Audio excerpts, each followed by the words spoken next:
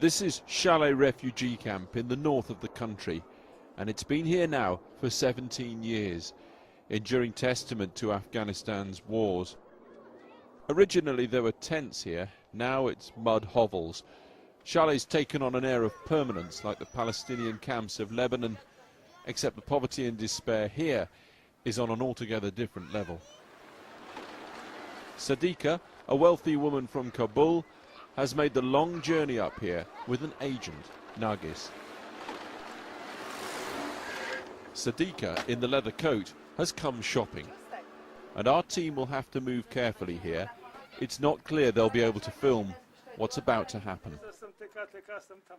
Because Sadiqa has come to buy a child, a boy, obviously. Nobody wants a girl. And in the desperate poverty of Chalet refugee camp, a father, Nek Mohammed, is willing to sell a son.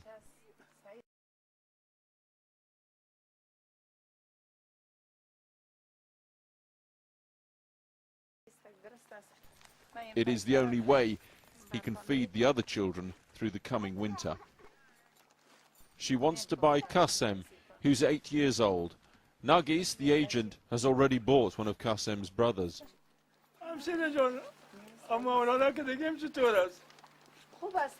The father, Nek Mohammed, begs to know how that boy's doing in Kabul. He's fine, they say. And Sadiqa buys the other son, Qasem. Say your goodbyes now. It's time to go, she says.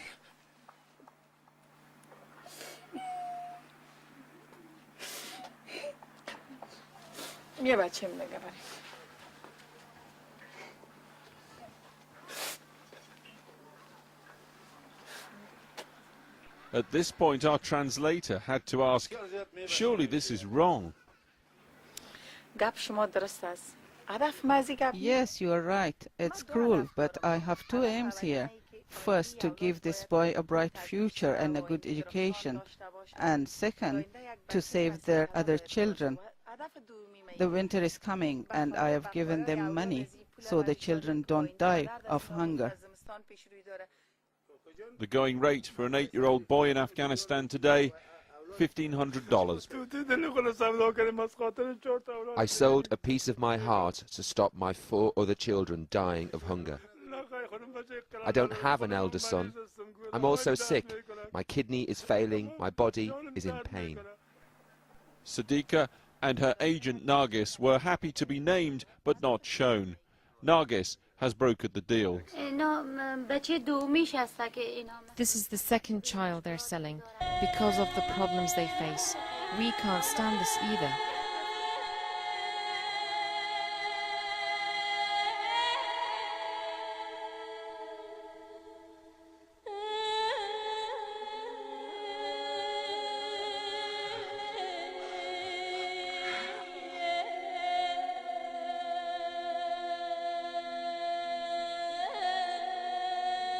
Afghans ask everywhere, what happened to all the aid the West poured into this country?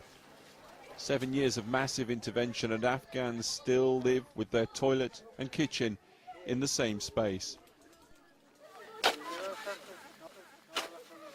As one farmer put it, trying to scrape a living in the drought-stricken fields. People are going to Iran and Pakistan or joining the Taliban because they're poor and don't have a future. You don't have far to go to find the Taliban. Just a few miles from the refugee camp, Mullah Mesher, Taliban commander and landowner, has a queue of people lining up with their problems. An MP's surgery, perhaps, Taliban style.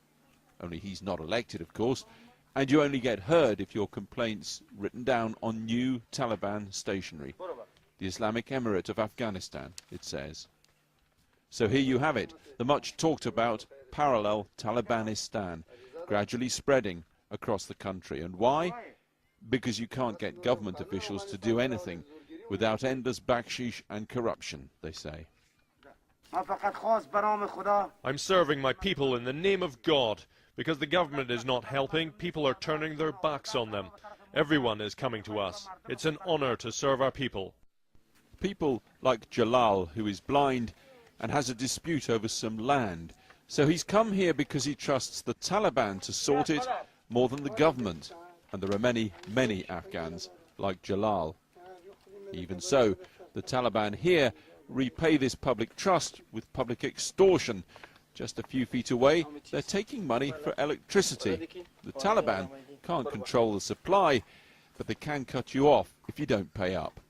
They have a list. Lawlessness, though, isn't the sole preserve of the countryside. Our teams come south to Kabul, a city plagued by endless kidnappings. Even here in the capital, the government so feeble that abduction is big business. Police special forces, anxious to show they're doing something, say they have intelligence that 2 young hostages are being held by a gang in the suburbs. They've set up a raid. Here's the plan. This woman will pose as a beggar and knock at the door. The theory is, with women around, they won't open fire.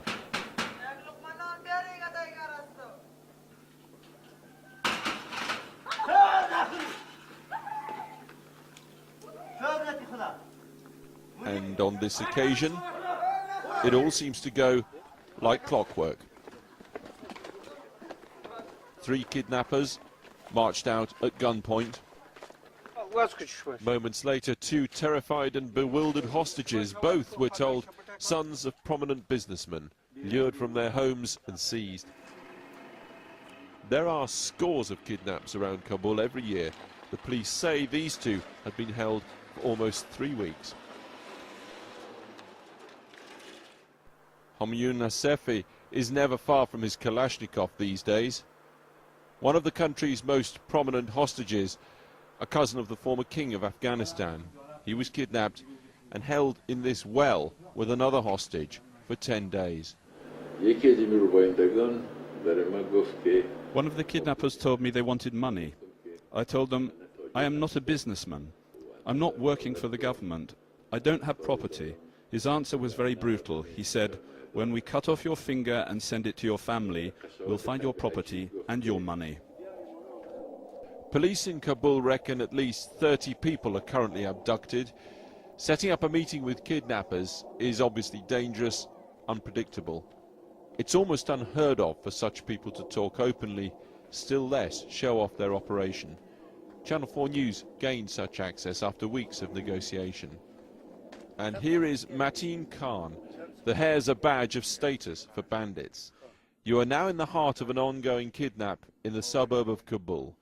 The penalty if Khan is caught is death. He's keen to try and justify himself.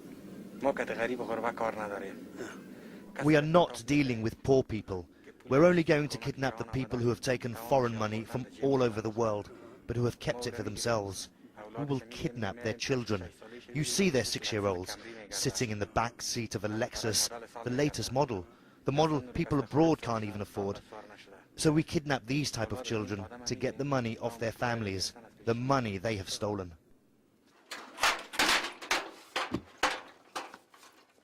Moments later, he showed off an Afghan teenager held hostage right here in this suburb of Kabul.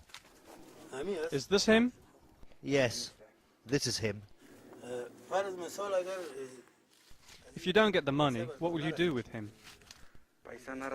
We'll sell him, or take his eyes out and bring him to the eye hospital and call his relatives, or we'll sell him to the Taliban. Apparent proof here of what's been so widely rumoured, the link between criminal gangs and the Taliban. How much would the Taliban pay? They'll pay what we want. Your time's up now. Go away. The interview was over.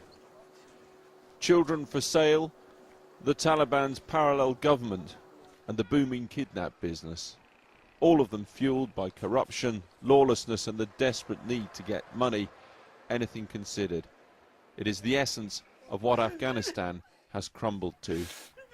And the hostage, well, the kidnappers said his father was rich. He'd taken money from 37 foreign countries, they said.